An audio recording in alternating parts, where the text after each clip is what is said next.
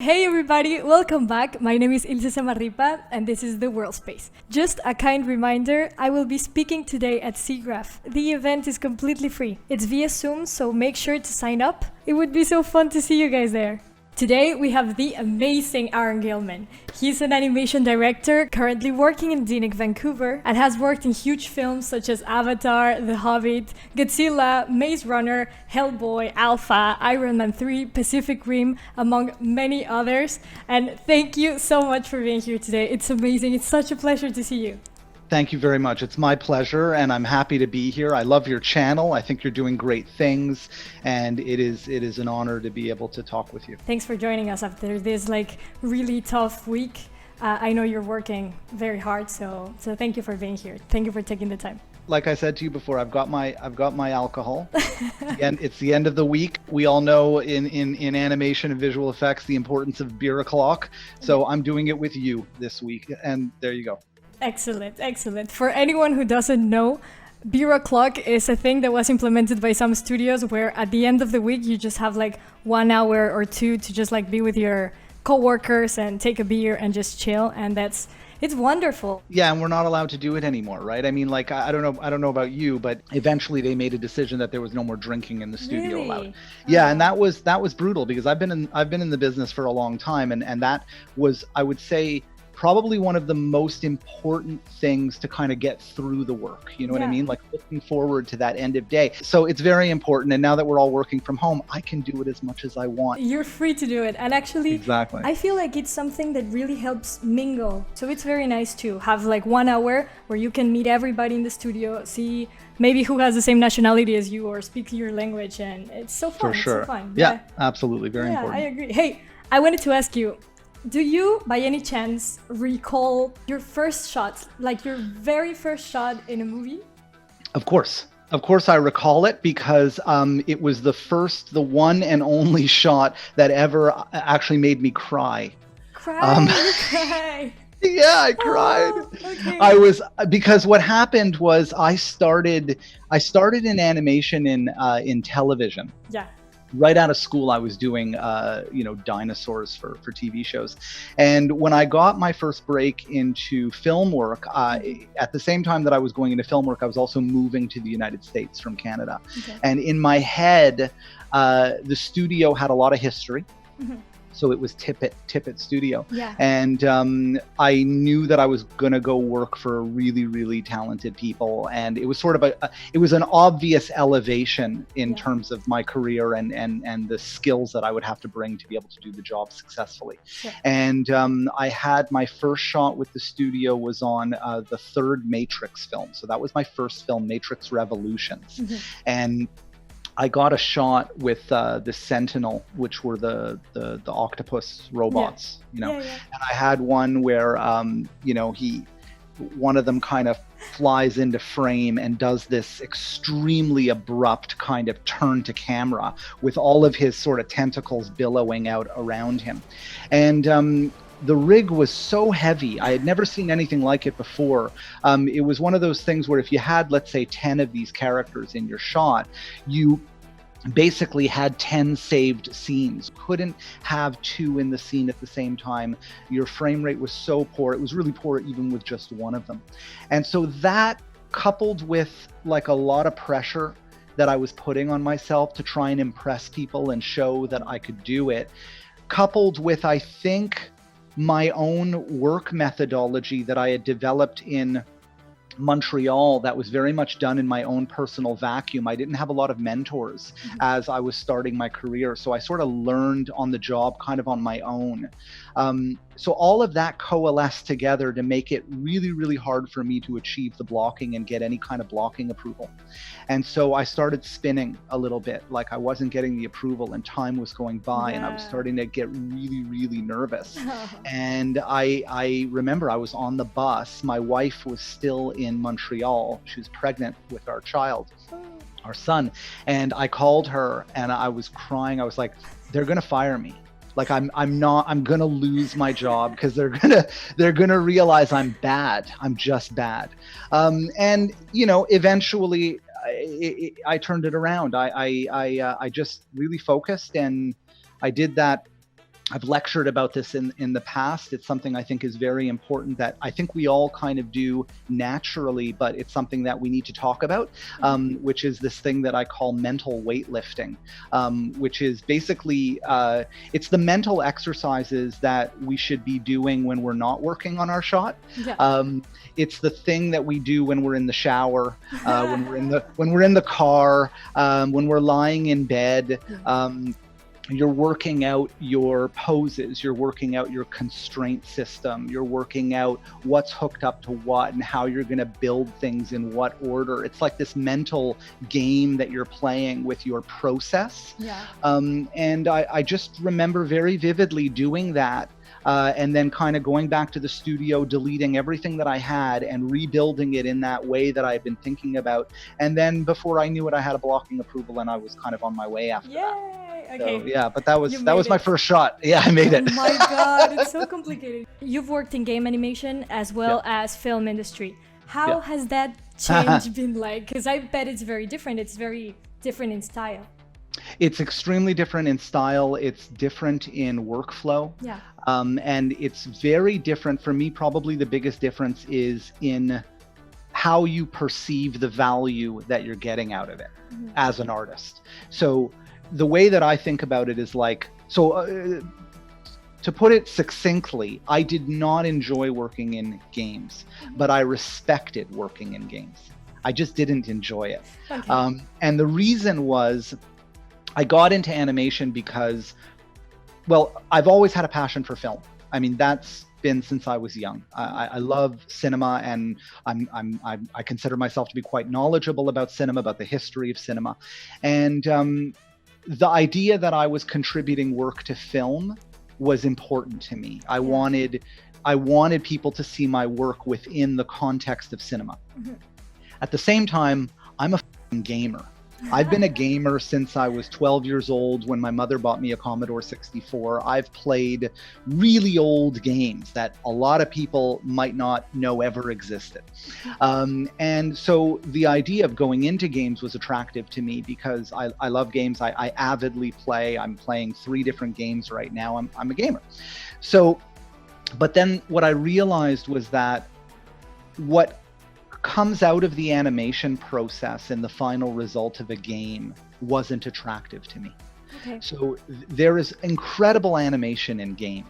I'll give you a game that I'm playing right now, which is called Ori and the Will of the Wisps.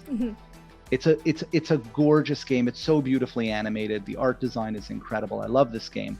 But as an animator, the final product within the context of film was more true to the process of what I invested into the animation than the gaming process. The gaming process there's a lot more sort of interconnective tissue with your animation and the game itself when it comes to how the game engine blends your animation with another person's animation, how the animation might be sped up by the game designers in order to be playable.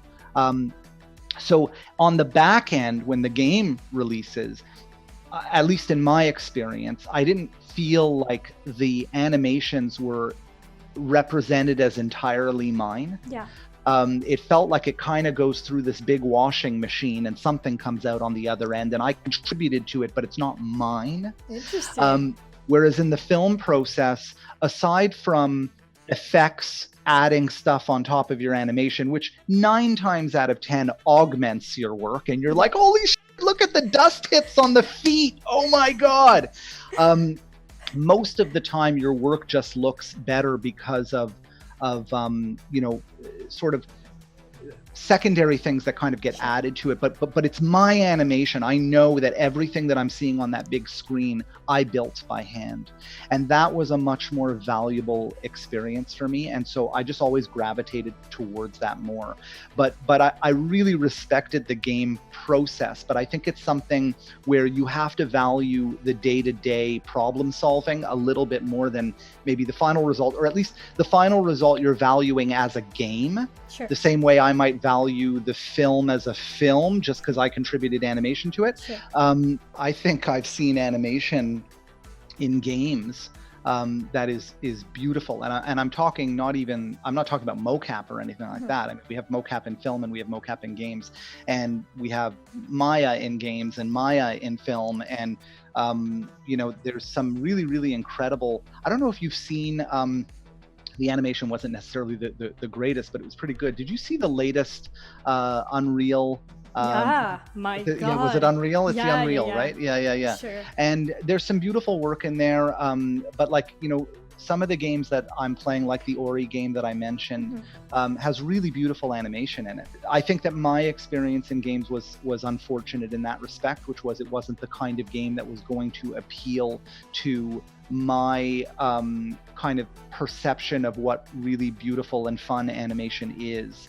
I really love heavy, big creatures that can take their time. So yeah. Nice, thank you. And speaking about big creatures and weight and everything that you were mentioning, how was your experience animating for Avatar? Because that's like such a huge film. I just saw it again and I'm like, wow, this like the animation's so Does it clean. still hold up? Yeah, totally. I feel like it does. It's beautiful. I absolutely loved working on that project. I was on that film for a year and a half, which actually was short compared to many of the other very talented animators and good friends of mine that were there before I got there, who had been on the project for up to 3 years or 3.5 years. But I think the interesting thing about working in film is you never really know what it is you're working on in terms of quality, because as a visual effects artist, you're always just getting kind of snippets and bits and pieces, right? You get a sequence here, a sequence there. You're looking at your shot and looking at it in context with the surrounding live action or maybe the next animator's shot. So you've always got a very sort of kind of telescopic vision of what it is as a giant project that you're working on. And you then go to the cinema and you watch the whole thing, and maybe it's good and maybe it's terrible. And you have, you place bets, inside the team. You're like, you think it's going to be good? Nah, it's not going to be good. And the thing with Avatar was, I feel, and I don't think this is just kind of looking at it in hindsight through rosy glasses.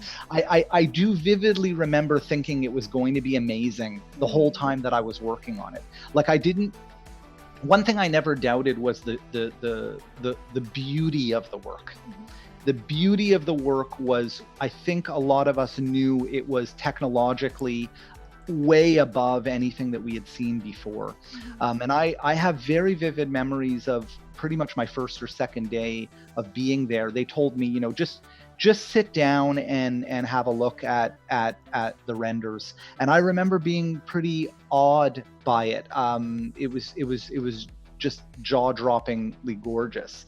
And I can't say that I've had that experience many times on film since then. And this movie was back in 2008. But yeah, no, it was a real pleasure to work on, and it was there was always this worry about the mocap and stuff. And sorry, that's my dog. Stop it. There was always this worry about the mocap, and I think all the animators got to work on their fair share of sort of keyframe creature work and mocap work, and it was just a big mix. And there were some really cool shots to go around for a lot of people. It was a great sort of opportunity. And yeah, I fondly remember the film, and I would love to work on the next ones, which I won't probably, at least I know I'm definitely not working on the next one, but I would definitely want to have another crack at those films. They were a real pleasure. When you arrived to New Zealand, something happened to you in the ocean, right? You were telling me about it. I think that's insane. I never told you exactly what it was. Did I tell you the story? No, you just told me like you made a lot of friends in Weta, and I never asked. Okay, well, let's see now. I don't think I've ever mentioned this in any form of an interview before. This is a fun interview. This is an exclusive. This is a different fun interview. This is an exclusive for Ilse's channel. Here you go. So when I was growing up as a child, I grew up with a deep trauma and fear of the ocean. I had experiences in my childhood that were very, very difficult for me. And so as I grew up, I was always very, very scared of deep water.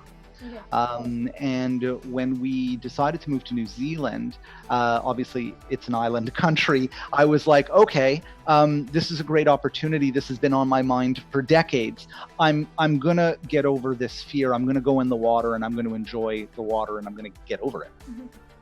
And so I got my scuba certification. Wow. Yeah, which was great. But before I completed that certification, I had purchased a brand new, this is like maybe the first week of being there, I had purchased a brand new wetsuit. And when wetsuits are brand new, they haven't taken the water before, they're super buoyant, right? You just kind of bounce to the top because they haven't absorbed water. And these are wetsuits that are very thick because the New Zealand water is quite cold. Okay. And so my really close friend, Eric Reynolds, who's an animation supervisor there, he said, hey man, you want to go into the water with us? We'll take you, for the first time, we're going to take you in there and we're going to go hunting for paua. Do you know what paua is? I have no idea. Okay, so paua is also known as abalone. It's a shellfish. Oh, okay. Okay, it's a delicacy. Wow. And it's very, very prized and very, very protected by the Kiwi people. Okay. They love the paua. It's a protected species. The fisheries board, they're like police. They watch people go in and out of the water with them because there are rules. You can't take them out when they're too young. They've got to be a certain size. You've got to go in with a ruler so that you measure them in the water before you take them out. And there's huge fines. And my buddy said, yeah, you're going to have to get a knife and because they have to be pried off the rocks under the water, and come with us. We're going to go get paua. And I'm like, fantastic. I'm in. And I never told my friend I got some issues, just so you know, I got problems with the water. I didn't tell him that. So I bought myself this like brand new, like James Bond knife strap that goes around the leg and it's got the sheath. And I got in the water and my other friend new friend who was there, Nick Craven, before I knew it, Eric and Nick, they had taken off. They were gone. They do this every day or every week. They're in there all the time and they've been living there for ages and they're gone. They're doing their thing and they're going to get paua. And as I'm floating on the water, looking at the bottom of looking at the ground basically through my goggles, I realized that I don't even know what I'm looking for because they never told me what paua looks like. I've got no clue what it is. Yeah. So I'm terrified because I'm nervous in the water. I won't go into why I'm terrified of the water except to say that I'm hearing the soundtrack of Jaws in my head. Okay. And it's that kind of thing where while I'm floating, I'll just kind of like look. I'll just sort of like look over my shoulder really quickly and I'm always nervous something's there. And after floating for a while, I saw something on the ground, maybe about 2.5 meters or 3 meters down. And I'm like, oh, well, that could be it. That could be the paua. It looks different than everything else. That looks like a paua. That could be it. Who knows? Why don't we go down and have a look? Okay, so how do we do that? Okay, so I'm going to tell you. You have to breathe in through the snorkel, right? And then hold your breath. Okay. And then okay, oh, but first, so then I take out the knife because you got to have the knife in order to get down there. Sure. I take out the knife. I breathe in through the snorkel and I wheel my hips around and I kick my legs up into the air and I throw my arms back. And I put the length of the knife into my leg. Yeah, I stab right through the leg. Oh my God. And suddenly there's splashing and I'm splashing everywhere because I know that I've cut my whole, and then the ocean water starts filling my suit because I've cut a full hole into my leg. So all the ocean water is coming in. I'm going, So then I go under the water because I see a rock and I grab onto the rock so I can look at what happened. And there is blood everywhere. Oh. I mean, I am pouring blood. And I swim back to shore and I go to stand up on the beach and I fall immediately because I've severed the muscle in my leg. So Wow. there's no walking on my leg. So I'm sitting there. There's blood pouring out of my leg. I'm on the beach and I'm looking for my friends and I can't see them. Suddenly their heads kind of pop up and they're looking at me. They're far away and I'm pointing at the knife and I'm pointing at my leg and they don't understand. Finally, they swim back. They ended up walking me about 1 kilometer back to the car because of course we had been drifting. Yeah. And I went to the hospital and the next thing I know, I'm getting tons and tons of emails because my name has gone all around Weta as the moron that stabbed himself in the leg. And people are like, hey, I can show you how to do it. And do you want to come out with me? And so I ended up making a lot of friends that way. And I ended up going back out eventually. I was on crutches for 4 weeks. And I got a lot of stitches and I ended up going back out eventually, but with no more knife. I started going with a screwdriver. No more knife. And that was pretty much my first like real experience in New Zealand. Oh my God. Oh my God. Now tell me the story of when you moved to London. How was it? Like, I know you were living by your own and it was like very complicated for you. Oh yeah. Well, so the company that I'm working for now, DNEG, had been doing Pacific Rim 2, and the animation director on the project had left. And so they were stuck without an animation director. The project was being led out of London and the work was being done in London and all of our worldwide sites. It was a very, very big show for us. It was about 1,400 shots. And I had just finished a project in Vancouver that was 40 shots over 1 year. So you can imagine how relaxing that might be. So I was kind of bored. And when I was at Weta, I was doing very big shows, 1,000 shots or whatever, big shows. And I kind of wanted to get back to that adrenaline, I guess you could say. So I had a long talk with my wife and I went to the company and I raised my hand and I said, look, if you guys are looking for someone, I'd be willing to move out to London for the 10 months of the project and do the show. But I made some agreements with them. I'd have to be able to come back home a couple of times, and Vancouver was doing a lot of animation work, so it made sense. It was no problem for me to come back and work with them for a couple of weeks at a time. So I moved to London, and at the same time, we were looking to buy a home here in Vancouver. So we basically did that right before I moved. So while I was living in a hotel in London for the 10 months, my family was moving into our home here. And I'm just like watching it on Skype. I'm sitting in this little hotel room working insane amounts of overtime. But I loved it. I loved London. I had a great time there and I made a lot of friends there, and it was a very special show for me. It was a difficult show. Unfortunately, it wasn't a very successful show, which was something that I wanted it to be, although kind of had a sneaking suspicion that it might not be. I really think that movie got hurt by the fact that it didn't have the Del Toro name behind it. But it was a really fun project, and it was a special project because I sort of came in very late into the process, but not a lot had been sort of established in terms of the animation design. So there was a lot of work for me to do to get all of these kind of worldwide sites sort of up and running on how these characters move and what their style is and their reference, their animation Bibles and all of that. And it was really, really fun. I absolutely loved it. I love London. I want to go back to London like really badly, except I want to take my family this time. And it was cool. And obviously I hung out with Jay a lot there. Shout out to Jay Rojas. And to Tony. A big shout out to Tony. It was really a special experience, one that I'll never forget, and I learned a lot. As a lead, as an HOD and everything you've been, why don't you tell us a little bit about what leadership is for you and how you drive it? For me, there's nothing more important in our day-to-day working experience than the relationships that we have. It's the most important thing for me. I believe that if the relationships are strong, the work will be strong. Leadership comes from experience. I don't think that there's necessarily a course that you can take that suddenly you're going to come out of and you're going to be a great leader.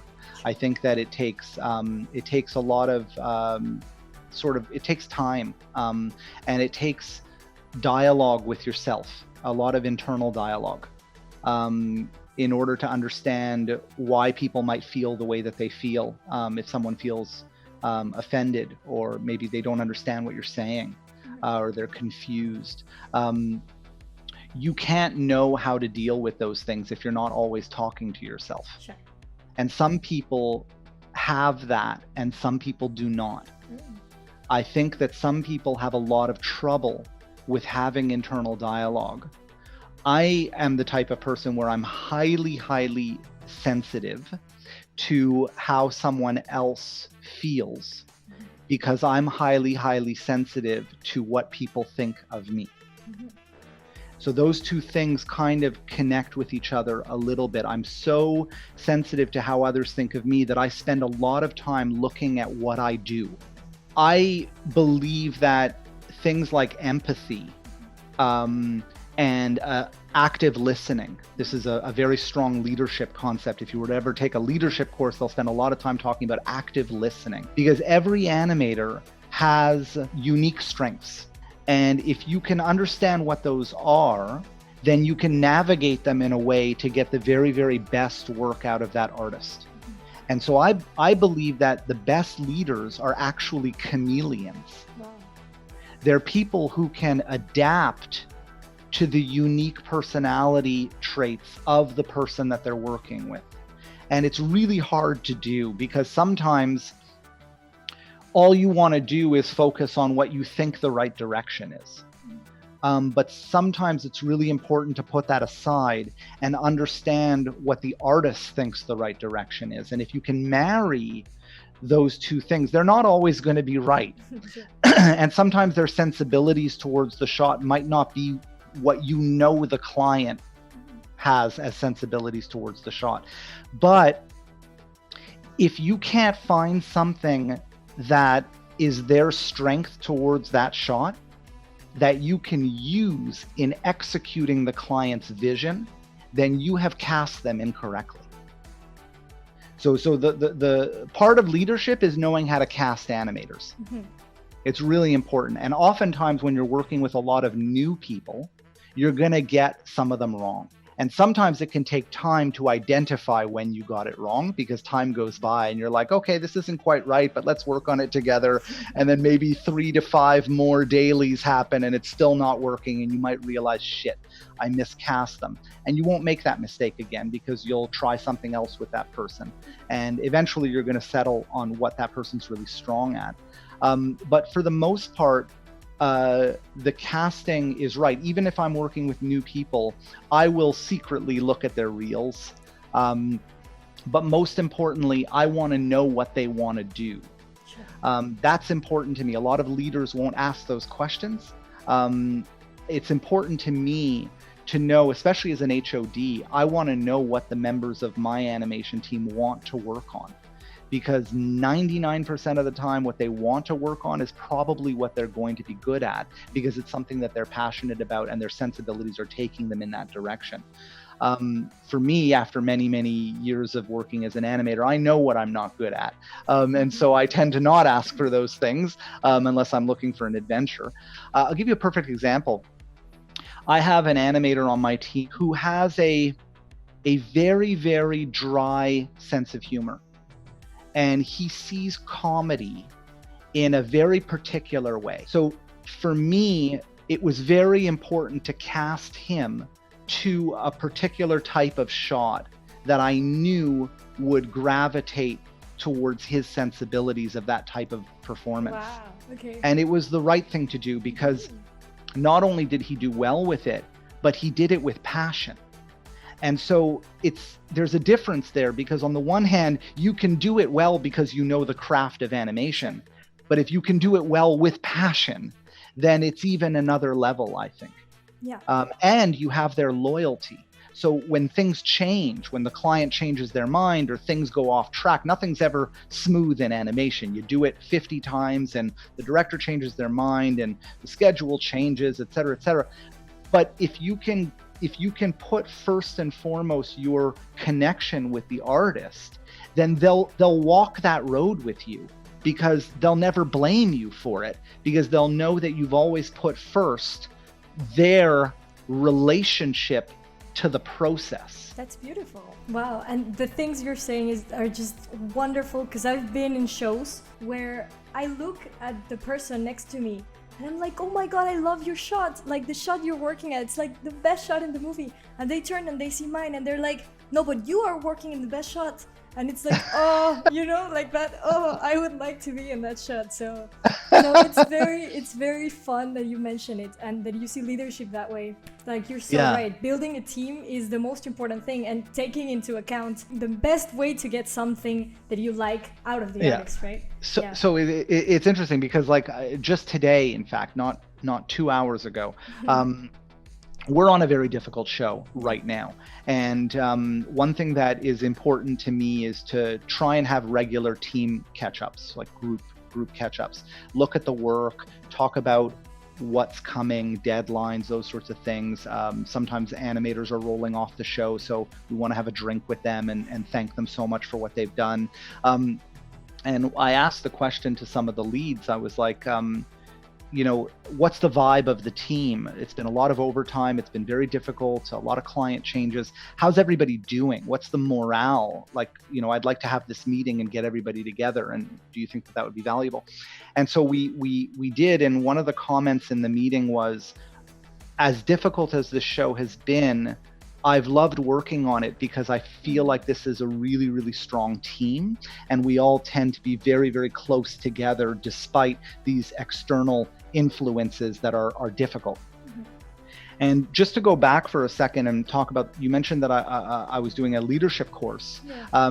So the reason that I built this course was because I find that a lot of animators who make their way into a supervisory role tend to move into that role because the company promotes them into that role. Sure. And they do that because they were good animators. Mm-hmm. And what happens is you get this move from being a really good animator and working in your animator bubble, like, just give me those shots, I'll animate them, and you're in this bubble. Sure. And then suddenly you might find yourself supervising. And what happens is the company, it's not their fault. They don't know that with that transition comes a lot of other skills and responsibilities that you need to be good at in order to be successful as a supervisor. It is not enough that you just know how to be a good animator. And if you don't know what to bring into that new role, it can actually be quite destructive if you don't do it right. And even there are some really talented animators that just should not be supervisors. It's not meant for them. And the reason is that they may not have certain personality traits that I think are really, really important in order to fulfill the qualities that you need to be a good supervisor. Here's a classic mistake, which is over-talking. Mm-hmm. This is something that a lot of supervisors could do, which is they're not sure if they're making sense. So what they do is they just keep explaining it. And what happens is when you keep explaining it, you start using new words to explain it a little bit differently. And so what the animator started with as an understanding of what you're saying, now after 3 minutes of talking has moved into some totally different direction in their head. One of the things that I lecture or talk rather in that course about is the idea of protecting the animator. So what you don't want ever is for the animator to get any sort of nervous paranoia into their head about how they're doing or where the work is in the grand picture. You can never communicate negativity from the client about the work to the animator. That is cardinal rule. Okay, interesting. Never tell them that stuff. I've been in client reviews where the editor after has to chop out sections of the video so that the animators do not hear that. I think that protecting the artist is paramount. It's the most important thing. I'm only there in a supporting role. Ultimately, they are the ones that are doing the work. They're the ones that are under the most stress. And so for a long time, I had to learn through shows where I was crossing the line. Like, I'll give you an example. I said something negative about a client in front of my lead animators. And I realized after, and again, this is where the inner dialogue comes. I went to them after and I said, I crossed the line there. I shouldn't have said that. I realize I said it because we're really good friends. I've known these guys for years.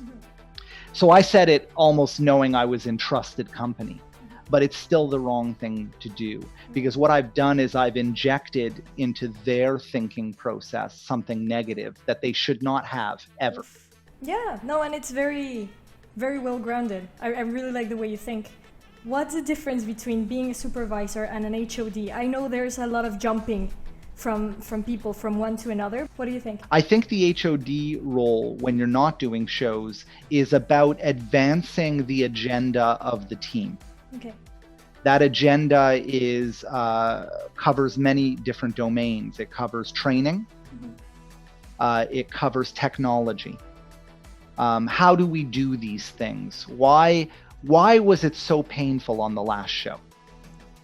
What did we do wrong on the last show that we want to make sure that with that type of work, we don't do that anymore? What are the tools and the technology that we are advancing as an animation team? That's largely what the HOD role is. And again, like I said, training, a lot of training and workshops, tutorials, and team management, like socializing the team, keeping the team morale up. It's actually a pretty hard job in a lot of ways.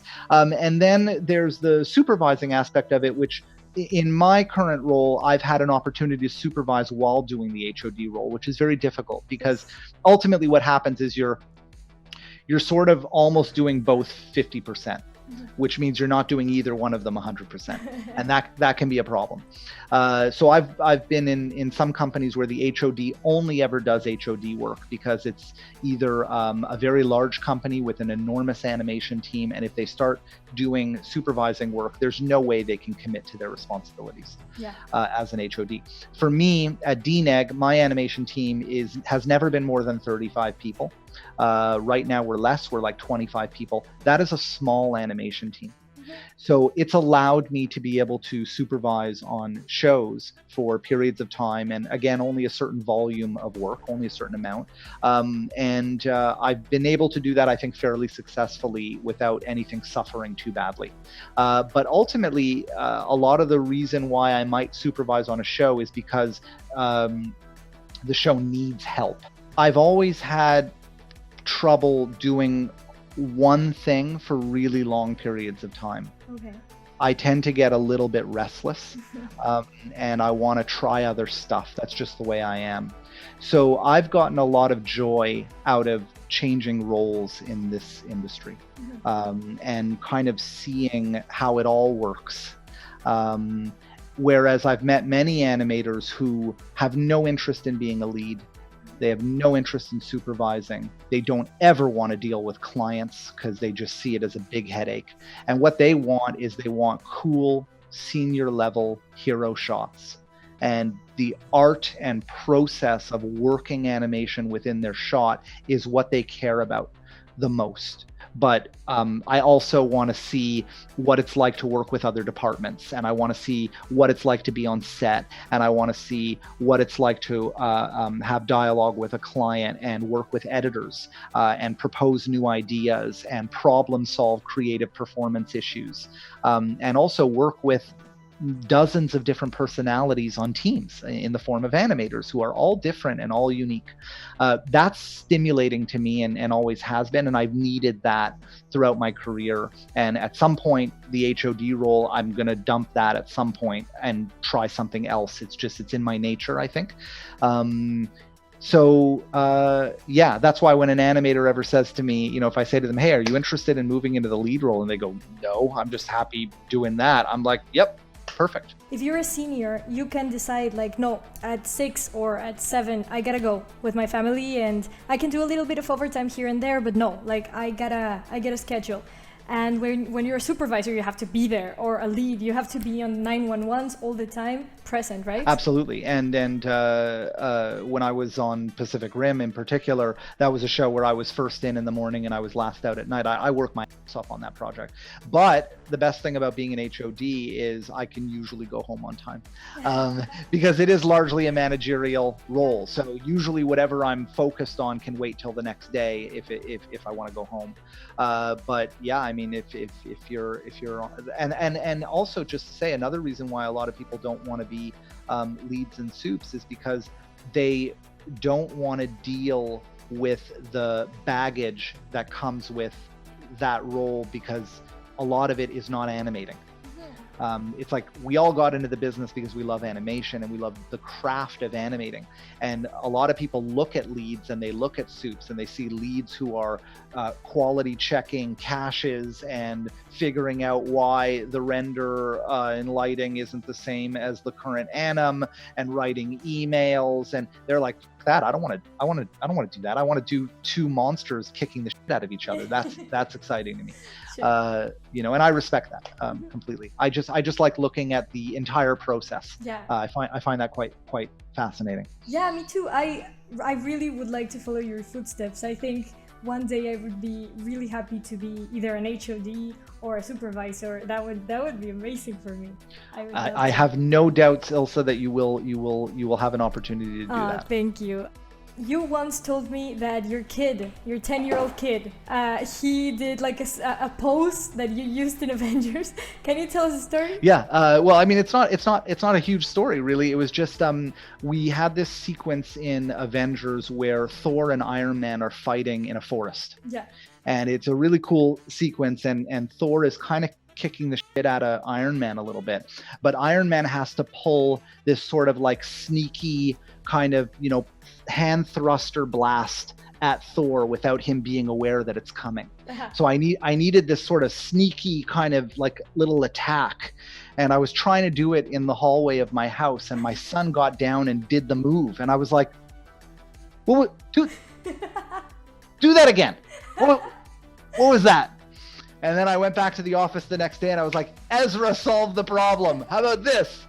It worked out great. And he loves to tell that story, that he saved the movie. He saved the Avengers, because without that pose, you know, the film would have failed. I took Ezra to the LA, premiere, the red carpet premiere of Pacific Rim. I took my wife to the premiere of the third Hobbit film in LA. Anytime I get those opportunities, which aren't very often, but whenever I do, we always like do a little dance and, you know, get some new clothing, and it's always fun. Oh, that's so nice. Yeah, it's amazing to be able to share it with people who are not in the industry, and they look at it and it's like, it's so magical, but they don't understand the little aspects of it, right? Totally. And they don't understand that it's like just one moment in time, and really you spent an enormous amount of time killing yourself to get that project done. Yeah, it's like, I did that, and they're like, wait, what? Well, whenever I would take my wife to films that I've worked on, I remember, I don't do this anymore, but when I was younger, I would be so proud of my shots that I would hold on to her arm, and we would make a deal in the beginning of the movie. I would say, okay, babe, every time my shot comes up, I'm going to squeeze your arm. That way we're not talking and you can just enjoy it, but I'll squeeze and you'll know it was me. And by the end of the movie, like, she's got bruises all over her arm because I'm like so excited. I'm like, ah! Yeah. Well, thank you for your time. It was beautiful talking to you again. Thank you, Ilse. I really enjoy your charisma, and well, everything you've done is just overwhelming, man. And you're so well grounded, and just congratulations. Thank you so much. I really appreciate it. And huge shout out to Ilse's channel. Ooh. And I can't wait to see this, and keep in touch. Sure. We'll definitely cross paths again. Obviously, like we do always. Always. Thank you so much. Okay. Bye-bye. That was Aaron Gilman, everybody. If you like this video, don't hesitate to give it a thumbs up so I can know, Aaron can know, and I can keep making videos like this one. If you like the channel, please subscribe so I can have more followers and this channel grows bigger and bigger. It makes me really happy to see everybody just commenting, coming, and yeah, we're like a big animation family. So thank you so much for joining. Oh, and guess what? Trikingo is a site where you can download many different tools and tutorials, so make sure to check it out. I have a coupon where I get 20% discount in any purchase, and they make animation easier with tools that save you a lot of time. So make sure to check it out. I want to close with a phrase that says, your limitation is only your imagination. Thank you so much for watching, and keep making art, you beautiful artist. Ciao.